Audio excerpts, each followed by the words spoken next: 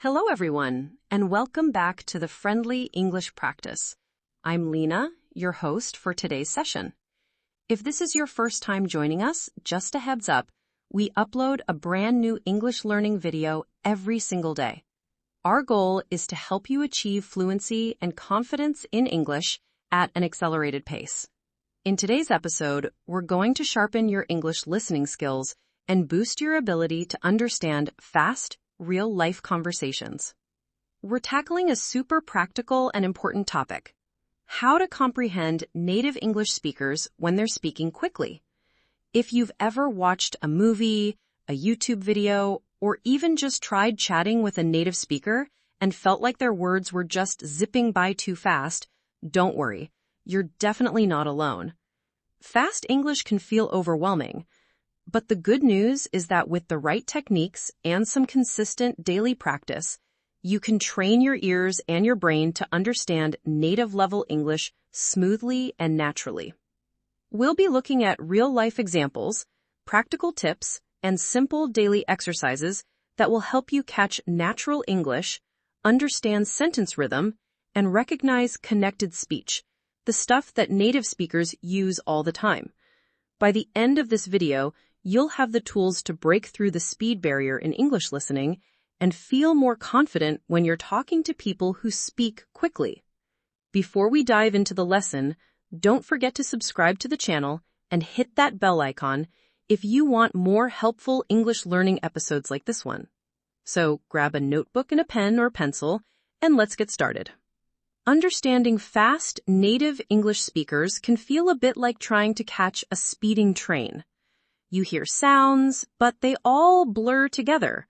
Words get skipped, sentences run into each other, and just when you think you've understood something, the conversation has already moved on. This is something that almost every English learner experiences, especially when they move beyond textbooks and into real-life English situations. But here's the truth: fast English isn't impossible to understand. It's just different from what you might have learned in traditional classes. Native speakers speak with a rhythm. They use contractions, they link words together, they sometimes skip sounds that seem unnecessary to them, and they speak with emotion, speed, and tone. What you need isn't just vocabulary and grammar. What you need is exposure, awareness, and practice. And that's exactly what we'll be working on in this lesson. Let's start by understanding why native speakers sound so fast. It's not because they're trying to be difficult. It's simply the way natural language works. When people are fluent and comfortable, words get connected. For example, instead of saying, "What are you doing?" logically, a native speaker might say, "What you doing?" Instead of "I am going to," you'll often hear, "I'm gonna." These shortcuts make conversations flow faster and smoother. That's why even though you might know the individual words, when you hear them squished together, your brain doesn't recognize them quickly. Native speakers also use stress and intonation differently. They emphasize some words while softening or swallowing others. For example, in the sentence, "I didn't say he stole the money," depending on which word is stressed, the meaning changes completely. So, understanding fast English isn't only about hearing all the words, it's about catching the rhythm, stress, and patterns. Now, let's talk about connected speech. This is one of the biggest reasons why fast English sounds so hard to understand. Connected speech means that when people speak quickly, they join words together in ways that sound different from when you read them. For example, "Do you want to eat?" becomes "Do you want to eat?" And "Could you help me out?" becomes "Could you help me out?" The sounds blend. Sometimes letters are dropped, like the T in want to. And sometimes new sounds appear between words, like a y sound or a soft ch sound. This is completely normal in native conversation, and the more you listen to it, the easier it becomes to recognize. Let's try a simple listening practice together. I'll say a sentence slowly first, and then naturally. You try to hear the difference. First, slow. Did you eat already? Now, naturally, did you eat already? Did you hear that change? Did you becomes did ya. Try repeating it after me. Did you eat already? Let's try another one, slow. What are you going to do? Fast, what you gonna do? Try repeating it. What you gonna do? These might seem difficult at first, but repeating them daily helps your ears get used to natural patterns. Listening and repeating is one of the best ways to improve. You don't have to understand every word at first. Just start by recognizing the pattern. That alone will give your brain a huge head start in future conversations. Now, here's a helpful exercise you can do every evening. Take a short conversation clip from a movie, TV show, or a YouTube video. Watch it once without subtitles. Try to catch the main idea. Then, listen again with subtitles. Pause after every sentence and repeat it out loud, the way it sounds, not the way it's written. Try to copy the tone, the speed, and the emotion. This kind of shadowing practice is one of the most powerful tools for improving your listening and speaking at the same time. It trains your mouth to move like a native speaker and your brain to listen in real time. Remember, when you only read English, your eyes lead the way, but when you listen, your ears take control, so give them the exercise they need. You can also start noticing common contractions and informal phrases. Instead of, I do not know, native speakers often say, I don't know. Instead of, let me help you, they'll say, let me help you. These small changes add up to a big difference in how English sounds in real life. And here's something important. Don't worry if you can't understand everything right away.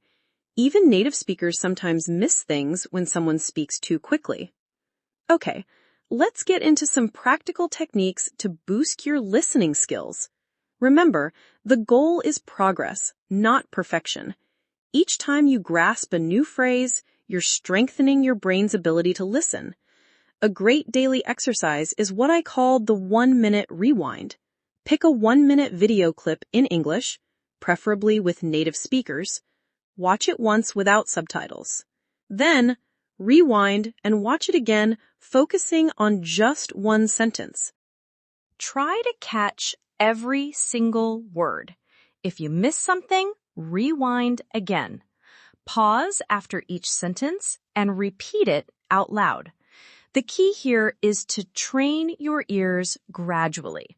1 minute a day might not seem like much, but if you stick with it every day for a month, your ears will become more attuned. Your reactions will be quicker, and your comprehension will deepen.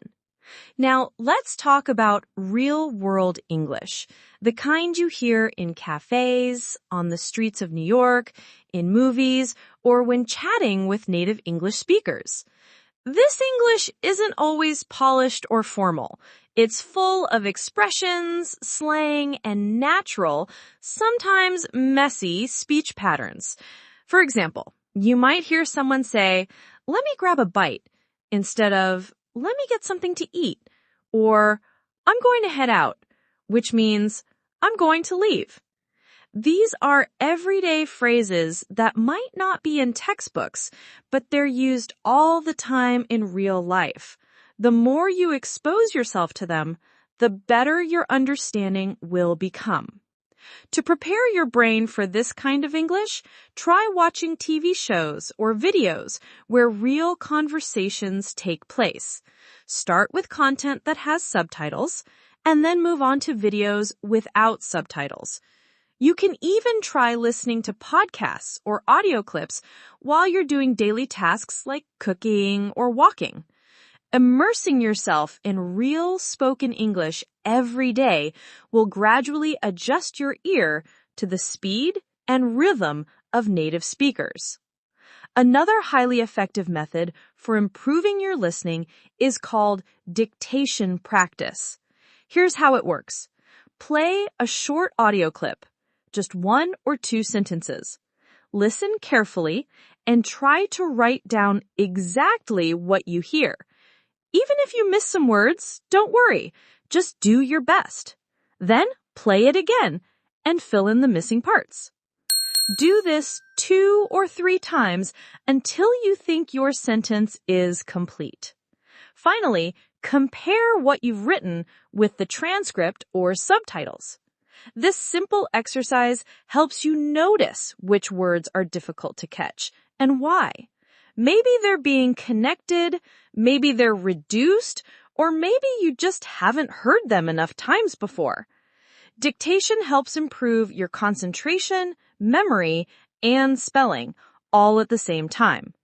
It's especially useful for catching those little words like to, of, and that often disappear in fast speech. Let's try a quick example. I'll say a sentence quickly, and you try to write it down. Ready? I should have told you earlier. I'll repeat it. I should have told you earlier. Did you catch that? Most native speakers won't say, I should have told you earlier. They'll say, shoulda. One small blended word. Go ahead and repeat it. I should have told you earlier. That's how real English sounds. The more you practice hearing and writing these sentences, the easier it becomes to follow fast conversations. Now let's talk about chunking, a very powerful way to improve understanding in natural speech. People don't speak word by word. They speak in chunks or groups of words. For example, instead of hearing how are you as 3 separate words, your brain should hear it as one sound. How are you? Instead of do you want to go, it's heard as do you want to go? These chunks come from common patterns and repeated phrases. When your brain begins to recognize these as full units, you won't have to translate word by word anymore. This means your brain will work faster and more efficiently. So how do you train for chunking? Simple, by listening to the same phrases over and over in context. Watch interviews, dialogues, or shows where the same structures appear. Repeat them out loud. Make them part of your daily language. Soon, you'll start recognizing the chunks automatically, even in fast speech. Another practice method that helps a lot is what I like to call the listen and imagine method. This helps you follow fast English using mental pictures. For example, if you hear someone say, "We grabbed some coffee and headed downtown," you don't need to think about every single word. Instead, picture it. Imagine 2 friends getting coffee and walking into the city. This kind of mental visualization connects language with real experience. It improves understanding without needing to slow things down. You stop translating and start experiencing English. That's how native speakers understand each other, not by analyzing every word, but by processing ideas quickly. Practice this by listening to short dialogues and trying to imagine the scene like a movie in your mind. It makes the language come alive. Now, let's do a little imagination practice. Close your eyes and listen carefully. Imagine this scene. She ran out of the house, jumped into the car, and drove off without saying a word. Did you see it in your mind? That's the goal. You didn't need to understand every syllable. You followed the meaning because you connected it to a picture. This helps even more when native speakers speak quickly. Instead of catching individual words, your mind catches the whole meaning. That's a powerful skill, and you can build it with just 5 minutes a day of this kind of practice. At this point, it's also important to talk about patience and mindset. Understanding fast English isn't something that happens overnight. It takes time, and it's okay if you don't understand everything right away. The key is not to give up. Every time you hear native English, even if you miss words, you are training your ears. You are making progress. And progress, even if it's slow, is real. Think of listening like exercise. The more you do, the stronger you get. Okay, let's dive deeper into some practical techniques to keep improving your ability to understand fast English. Remember, the more you practice, the stronger you become. It's not about catching every single word. It's about catching more words today than you did yesterday. Celebrate those small victories, and you'll feel motivated to keep going. Here's another practice exercise you can try called repeat after pause. Find a short video or audio clip just about a minute long. Play one sentence, then pause it. Try to repeat exactly what you heard. Then play the next sentence and repeat again. This shadowing technique helps train your pronunciation, rhythm, and listening skills all at once. The more you practice, the more fluent your speech becomes, and the better your ears get at catching fast English. Even 5 minutes a day with this method can make a huge difference over time. As we continue, I want to share a very helpful habit that many fluent English learners use. It's called active listening. Active listening means you don't just hear the words, you try to understand what's behind them. You pay attention to the tone, the emotion, and the speed. Native speakers often speak quickly, but they also slow down or raise their voice when something is important. For example, if someone says, "I really don't want to go," the word really is stretched and emphasized. This is a clue. It tells you the speaker's feeling is strong. You don't need to understand every word to get the message. You just have to listen actively.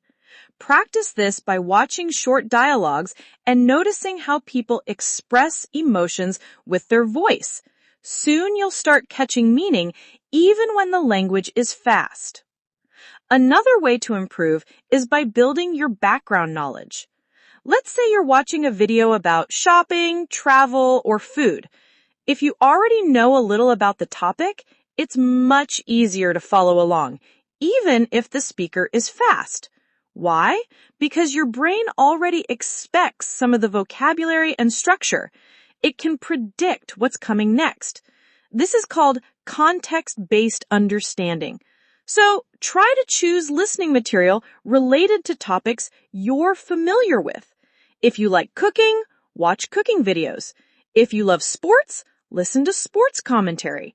Your brain will fill in the blanks more easily when the subject is familiar. This builds both listening confidence and vocabulary at the same time. Let's do another small exercise to apply what we've learned. I'll describe a scene in fast but natural English. Try to catch the main idea and build a picture in your mind. Here we go. So, I was running late for work, spilled coffee on my shirt, missed the bus, and had to call a ride just to make it to the meeting. Now pause. What happened here?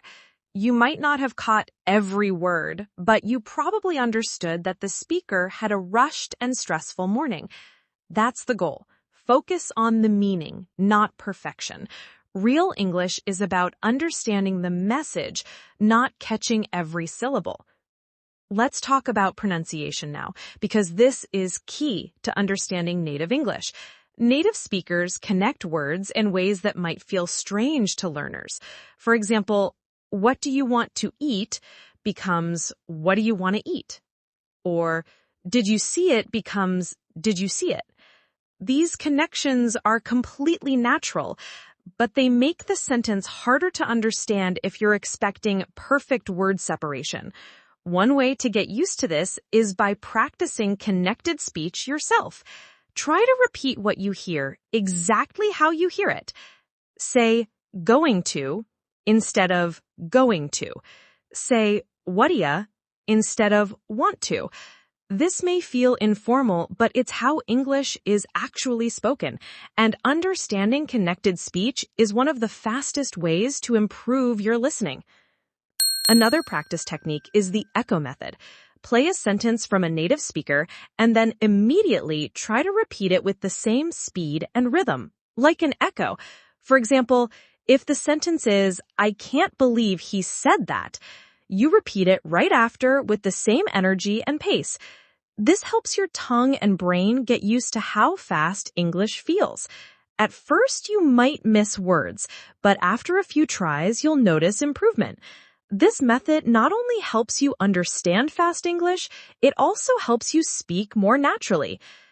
Now let's touch on a big challenge: unfamiliar accents. Not all native English speakers sound the same. There are American, British, Australian, and many other accents. And even within those countries, there are different regional ways of speaking. For example, someone from New York may speak differently from someone in California. Someone from London may sound very different from someone in Scotland. So how do you train for that? Expose yourself to as many accents as possible. Watch videos from different English-speaking countries. Listen to podcasts, interviews, or even songs with various accents. This helps your brain become flexible. It stops expecting just one correct way of speaking, and that flexibility will allow you to understand people no matter where they're from. Here's a short scene using an informal American accent. "Hey man, I'm heading out soon. You coming or not?" Notice the dropped G in heading and coming and the use of casual phrases. These are very common in friendly conversations. Try repeating it a few times. "Hey man, I'm heading out soon. You coming or not?" The more you listen and repeat, the more natural this kind of English becomes to you. Now, let's add a few tips for watching English movies or shows. First, don't worry if you don't understand everything. Start by watching with subtitles in English. Watch one scene, then replay it without subtitles, and see how much you can understand. Try pausing after each line and repeating it out loud. You can even write down useful phrases. For example, in a movie scene where someone says, "We've got to hurry or we'll miss the train," you can note that "we've got to" is another way of saying "we have to." Building on those small discoveries makes you more comfortable with real-world English and helps you expand your listening vocabulary. Now let's explore how songs can boost your English skills. Music is a fantastic tool for training your ears.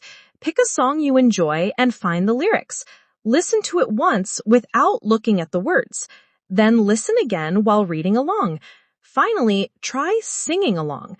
This method helps you become familiar with natural rhythm, intonation, and how words link together. Many song lyrics use everyday language. For instance, in the song "I'm Gonna Find Another You," the phrase "going to" is often shortened to "gonna." These details teach you how real people speak, and because music is enjoyable and evokes emotion, your brain remembers it more easily. Let's do one more practice paragraph together. I'm going to say it naturally and a little quickly, so try to follow along. "We were supposed to meet at 7, but I got stuck in traffic and then couldn't find parking, so I ended up getting there almost an hour late." That was a fast real-life situation. Try to repeat it after me. "We were supposed to meet at 7, but I got stuck in traffic and then couldn't find parking, so I ended up getting there almost an hour late." If that feels too long, break it into smaller parts. The more you repeat it, the easier it becomes. And finally, remember that improving your listening skills isn't just about listening more. It's about listening better. Be intentional. Choose content that challenges you a little, but not too much. Set daily or weekly goals. Maybe you listen to one podcast episode each day, or maybe you do 3 dictation exercises each week. Whatever you choose, keep it consistent. Improvement comes from small, steady steps every day, not from big steps once in a while. Your ears will improve. Your understanding will get better. And one day, you'll suddenly realize that you understand English without trying so hard. So let's quickly review your path to understanding fast native English speakers. You've learned about connected speech, reduced forms, chunking, shadowing, and active listening. You've done exercises using imagination, dictation, and repetition. You've practiced understanding through real conversations and become familiar with different accents.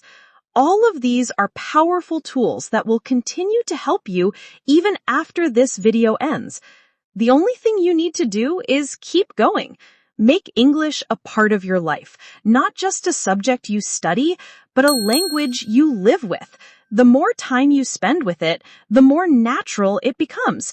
And soon, you won't just understand fast native English, you'll enjoy it. So grab your notebook and go back to practice the exercises again. Make sure you repeat the phrases in chunks. Listen daily to short conversations and push yourself a little every day. With time, your ears will catch up, your brain will speed up, and your confidence will grow. Thank you so much for watching today's episode of Confident Speaking Podcast. I hope you learned something valuable and feel more motivated to improve your English listening. If you found this video helpful, don't forget to like, share, and of course, subscribe to the channel. And make sure to hit the bell icon so you never miss another episode. This is Jessica, your host, signing off for now. Keep practicing, keep listening, and remember, English fluency is just one conversation away. See you in the next.